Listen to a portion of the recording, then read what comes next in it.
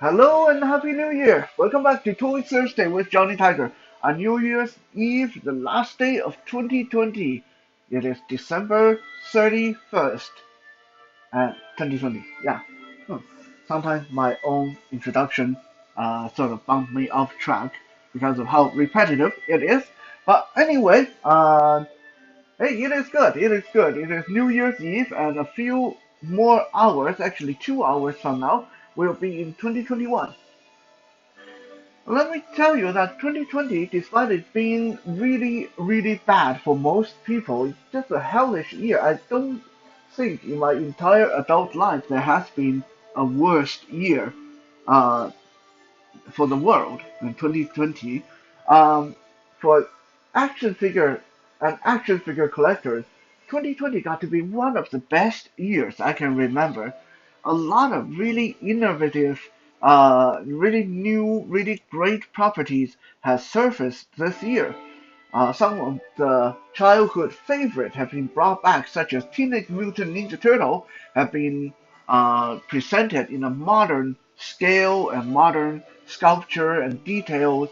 Really, really beautiful. And one of my lifelong dream of seeing modern 6-inch scale G.I. Joe action figures has came true this year.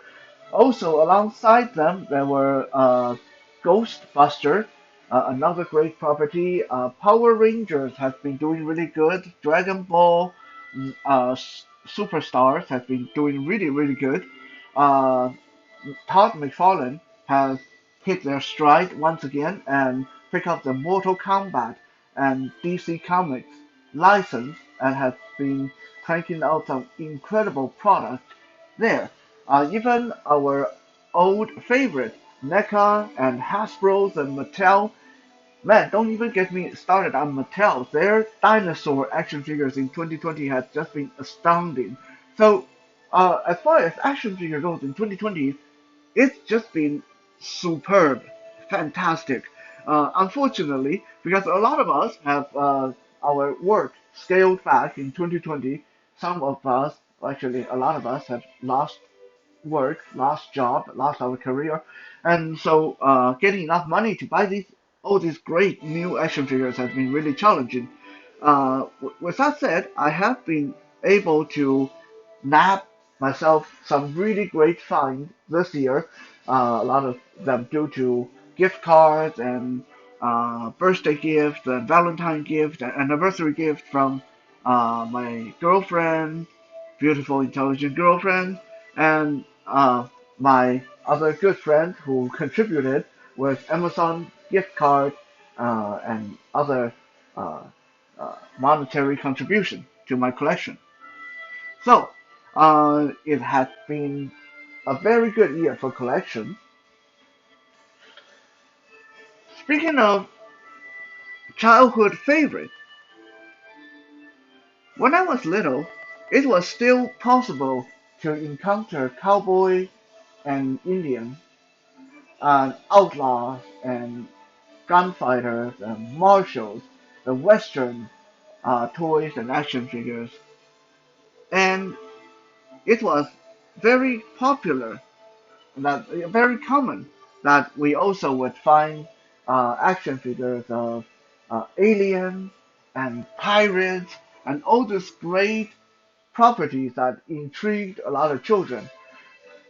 So, as a farewell to year 2020 and as an excuse to review one of my birthday gift from my beautiful girlfriend, we are doing a show and tell of some of the most fearsome, most uh, mysterious, most awesome uh, scurvy sea dogs of the piracy age. Today, we're going to take a look at several pirates from various lines throughout the years. Even though pirates are getting harder and harder to come by in the action figure world, there has been some wonderful, uh, awesome figures. Uh, Especially back in the early 2000s, there were Pirates of the Caribbean by NECA. Unfortunately, because of one reason or another, I did not acquire those at the time, so I do not have those here. But I have the fortune to get some uh, pirate figures in my collection, and they are pretty interesting. I'm going to show you guys these crazy, psychotic murderers, killers of the sea today. Right here in front of the camera, you're looking at probably the most fearsome of them all. This is from Todd McFarlane's Spawn universe. This was made in 2002. This guy is called the Pirate Spawn. And as you can see, he is not even human. He is basically a zombie pirate. This is a guy who's been dead for a while and then come back, maybe on a ghost ship for some revenge of his own. And it's just a fearsome looking action figure. Like Captain Hook, he has one eye, a hook hand, and a peg leg. Because of him and his peg leg, getting this action figure to stand is really challenging. I imagine for any real people with peg leg, just getting them to stand is really challenging anyway, so that's realistic, but I wish it wasn't this realistic because it's really hard to display this guy. Really frustrating. Little trivia, incidentally, in real human history, there has never been a pirate that had a hook hand or peg leg or any of those combinations. None. Zero. Zilch. Sorry, Captain Hook fan. Sorry, Blackbeard fan. Sorry to dash your dream, but that's history. Real life history. There has never been a pirate that has these attributes. But hey, they're cool, and we like them. We like our pirates to have them. So Pirate Spawn have the hook hand, have the eye patch, have the decaying, rotting skin. I mean, look at this guy. It's just like skin and meat, and just like falling apart. Like this is a zombie dude. You can just imagine standing near this guy. I mean, pirates kind of can be stinky to begin with, but you can imagine standing next to this guy. Whoo! And smelling his fishy, decaying flesh. Yeah, not fun. He's got a long rifle in his left hand and a big sword that he can draw on his right side, and a hook in his right hand. On his belt, there's a little powder horn where he can reload his gun from. It's a really well-made figure, and to help him stand, there's a little barrel here that you can plug his peg leg into. Supposedly it'll help him balance better. It doesn't really, but you know, it's a nice try on McFarlane's part. Giving you guys a back view of this figure. Yeah, just look at how his clothes is all falling apart, exposing the decaying flesh underneath. It's so gruesome, it's awesome, this guy. And he was made in 2002. Imagine, 2002, you could get an action figure of this quality for $10.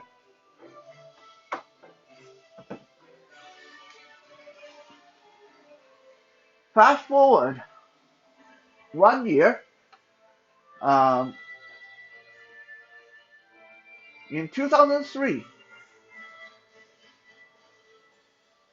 Honestly, in 2003, the action figure world has stagnated a little bit. A lot of properties were just the same old Spider-Man, Batman, Superman, a Spawn, and stuff like that over and over again. But there was a little upstarting company by a husband and wife. I believe they were in Ohio, US, that decided that they were going to do something totally different. They were going to make action figures, not tied to any known properties, but based on things that children actually were into, such as pirates and cowboys and Indians and gunfighters and soldiers and military personnel, etc., etc. So they started this little company called Dusty Trails.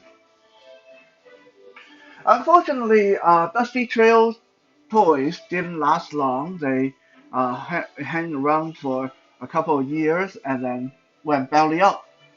Running an action figure business is complicated work. It take a lot of money, take a lot of luck, and take a lot of good advertisement. And so it's not like you had a good idea and it's going to work. No, you have to have all the know-how and you have to have the right people making toys for you. Despite Dusty Trails going down the drain, they did leave behind some wonderful action figures, and I'm going to show you one of them.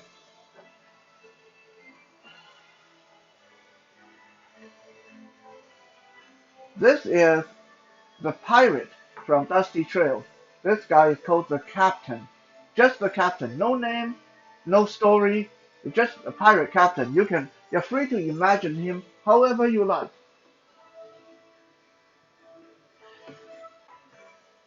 The captain is posed in an action pose. He's fighting off his opponent. He got a sword in the one hand and a pistol in the other hand. He got another pistol tucked in his belt. He's wearing a captain's hat with a white feather sticking out of it, and he's moving. He's posed in a moving, dynamic way with his one leg propped up on a sea chest, like he's just standing there with one leg up on the sea chest, Captain Morgan style, while he deals with his opponent. He's articulated at the wrist, arm, and neck. Now, one of the problems with Dusty Trail action figures was that they were so focused on making good-looking action figures, and they didn't give them good articulation. And the problem with that is when you are someone who's well known, like Todd McFarlane, because McFarlane did that too. When you're someone like who's well known like Todd McFarlane, the minute you start doing that, you start cutting back on articulation and forcing your buyers to settle for statues, you start to lose customer. So even someone well known like McFarlane eventually had to realize that was a bad idea. A small company, a small new company like Dusty Trail, trying to do something like this was madness. Because, okay, this guy looked good. He definitely does. He's a good looking pirate. But you can't do anything with him. Like, this is not something a child can play with. This is something like maybe an adult, like myself, buy it, put him on top of a TV, and that's it. You can't do anything with him because his legs don't move, his body don't move, so he's stuck in this pose. He's forever got his leg propped up like this. He's forever in that pose. You can't even pose him without his display base. You can't even get him to stand up properly. You want Captain Morgan here to sit at the desk or sit down and have dinner with some friends? No way. He's not going to be able to get that pose. You want Captain Morgan to be posed steering the pirate ship? No way. It's not going to happen. He's stuck doing that one thing. He's forever captured in that moment where he's fighting his enemy with sword in one hand, gun in the other hand, one foot propped up on the sea chest, and that's it. That's how he's going to stay. So that's probably one of the biggest reasons why the company didn't make it. It's just these things were nice, but very limited. However, he does come with a very nicely made display base. Let me put him aside. I'll just show you guys the display base. Look at this is supposed to be the deck of a ship. and with a big sea chest for his foot to go up on. And if you just look at the deck here, the grain, the texture, it almost looks like real wood. Like this is really good work on a display base. Now even to my touch, it almost feels like real wood. It's not until you turn it around and look at the underside you realize it's plastic. But the material, the texture is fantastic. Especially from a small, not very well known company started by just two people. It's fantastic. This is not a good action figure, but he is definitely a really cool pirate.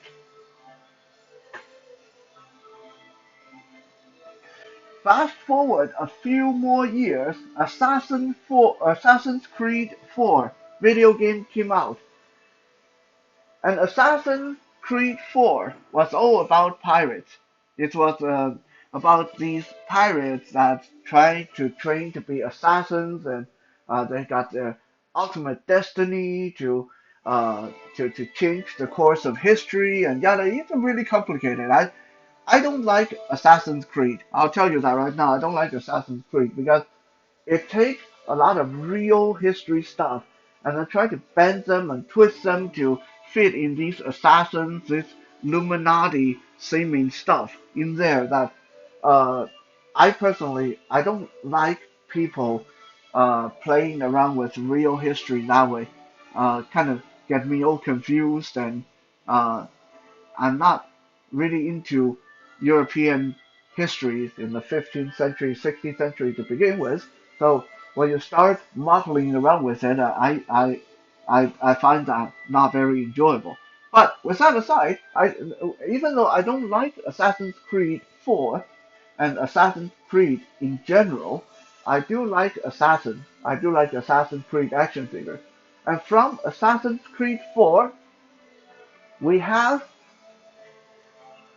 Captain Benjamin Hornergold, made by Todd McFarlane. Again, Todd McFarlane. Now, is that a good-looking pirate or not?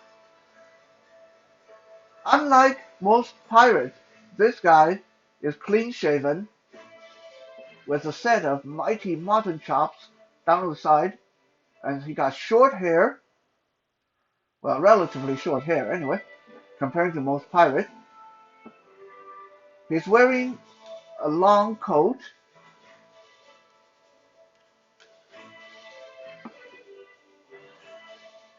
and he's armed with a long rifle in his right hand, a pistol in his left hand, and at his waist there's a sword that you can pull out of the scabbard right here.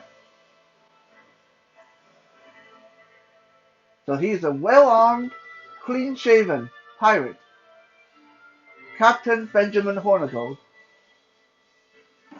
Now, since I said that Assassin's Creed took real-life history and twisted them around to fit their story, uh, Benjamin Hornagold was actually a real person.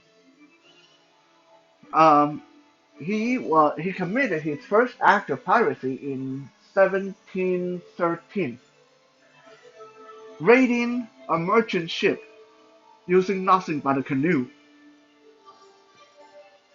Another interesting story of Captain Hornagold was one time he raided a ship and he didn't take any money. He didn't take any human life.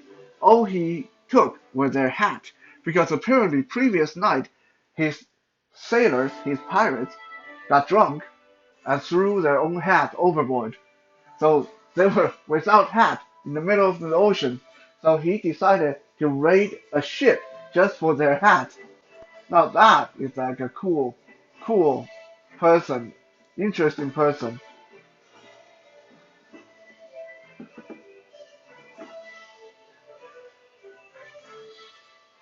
In 1718, his own pirates mutinied against him because Benjamin Hornagold was a very loyal person, patriotic to his country. So even though he was a pirate, he refused to attack any British ship. So eventually his people got tired of that and they uh, mutinied against him and threw him out. But then, the next year, he got himself pardoned by the governor and he became a professional pirate hunter. So, Benjamin Hornagold, or Captain Hornagold, definitely lived an interesting life, and this action figure is quite interesting. He's uh, what I would say your normal dashing, well dressed, more upscaled pirate. This is a more upscaled pirate. He looked like he is not uncouth. He's not barbaric. He looks like someone you can actually reason with and maybe sit down and have a bottle of rum with. He is pretty articulated. His ankles move, knees, thighs, hips, waist. Yeah, waist move too. Shoulder, elbow, wrist, head, or neck. Yeah. So for an action figure in the early 2000s, this is pretty well articulated, I will say. He does look a little bit small comparing to most of the other action figures of the time, but Captain Hornergold was just a normal person, not a superhero, not a zombie pirate, so that's forgivable.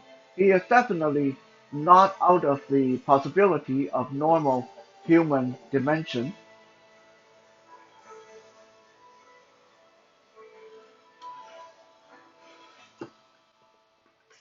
Now, we come to the main attraction of the day. I talked about this before.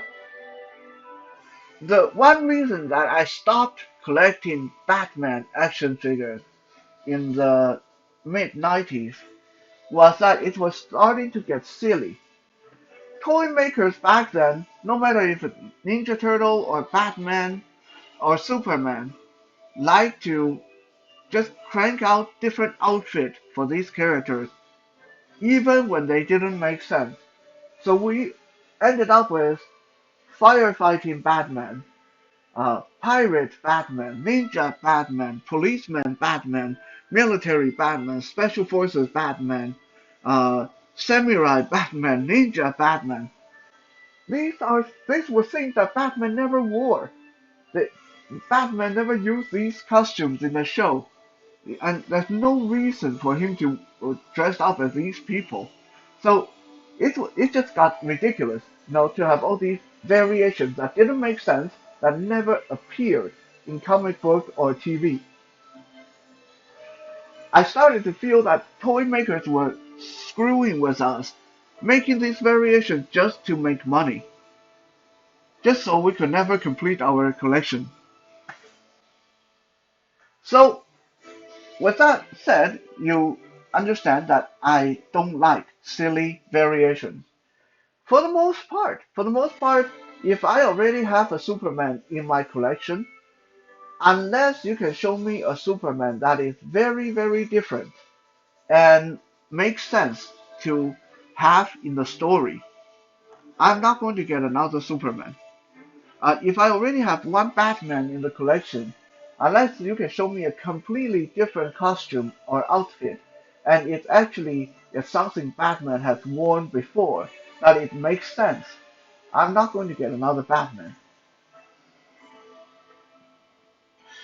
One exception I made recently uh, is the superhero, or sometimes super anti-hero, depending on how you look at it, by the name of Deadpool. I guess for me, because Deadpool is never meant to be a serious character to begin with. I mean, this is a un, undying, this is a like mercenary, superhuman mercenary who can't die, who literally can't die. He can heal from anything. He can explode him. You can bomb him to smithereen, and he can grow back into a complete person given enough time. And he's got all kind of mental issues, and so on and so on. So, just so you guys know that I'm not just rambling on for no reason, in Deadpool comic book number 14, I believe it was Deadpool 14, Deadpool, after getting paid for one of his gigs with a lot of money, decided to buy himself a nuclear submarine. But because Deadpool is a silly person, as soon as he bought the nuclear submarine, he ended up crashing it and destroyed it. So after that, he decided that he would hijack a tugboat and turn himself into a pirate so he could go rob some rich, no good for nothing people. Okay, wacky storyline, but the point is, he did decide to dress up as a pirate in Deadpool 14. And surprisingly enough, in 2020, that costume got made into an action figure. And here he is. This is Pirate Deadpool. Look at this guy. A white scarf around his head, a black moth-eaten captain's hat, a shredded, torn black cape, a black sash across his chest, a pistol in his hand, a pirate's cutlass in his other hand, and, and a samurai katana, a samurai sword in his belt. This is just wacky design, but pretty cool because of how wacky he is.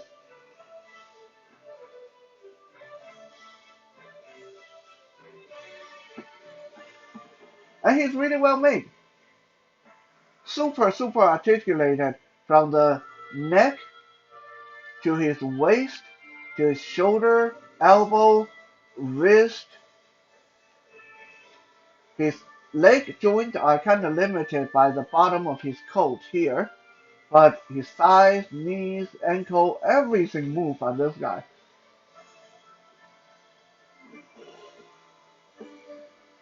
He was one of the action figures that was given to me as a birthday gift by my girlfriend.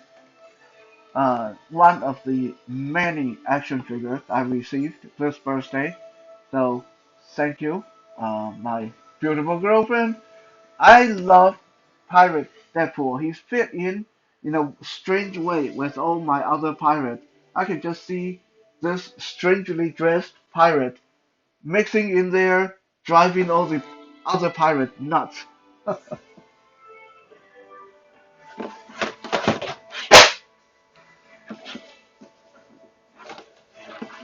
Things are falling over. Let me adjust this. There we go. These things are used for backdrop. They tend to fall over easily.